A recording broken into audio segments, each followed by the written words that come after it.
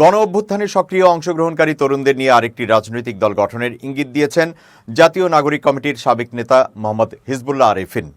নিজের ফেসবুক আইডিতে দেওয়া এক পোস্টে এমন ইঙ্গিত দেন তিনি। ফেসবুকে তিনি লেখেন, গণ অভ্যুত্থানে সক্রিয় অংশগ্রহণকারী তরুণদের সাথে আলাপ পরামর্শ এবং তাদের সম্মিলনে আমরা একটা রাজনৈতিক প্ল্যাটফর্ম গঠনের দিকে আগাচ্ছি ইনশাআল্লাহ। বিদ্যমান রাজনৈতিক সংস্কৃতির পরিবর্তন ও ধর্মীয় বিশ্বাস ও মূল্যবোধের ভিত্তিতে গঠিত এই বদ্বীপের সামাজিক চুক্তিসমূহের পুনর্বহাল হবে আমাদের রাজনীতির ভিত্তি। এই বদ্বীপের তহজিব তমদ্দুনকে আঁকড়ে ধরেই আমরা নতুন রাজনীতি বিনির্মাণ করব ইনশাআল্লাহ।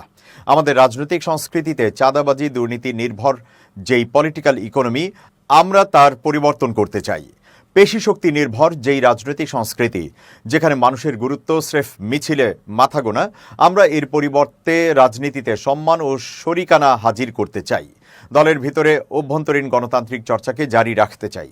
ভারতীয় আগ্রাসন ও আঞ্চলিক আধিপত্যবাদ বিরোধী বলিষ্ঠ রাজনীতি হাজির করতে চাই আমরা। দুর্নীতির বিরুদ্ধে জেহাদ ঘোষণা এবং এই বদ্বীপের অধিবাসীদের অর্থনৈতিক আজাদির নিশ্চয়তা ও সুরক্ষা বিধানই হবে আমাদের অন্যতম রাজনৈতিক লক্ষ্য।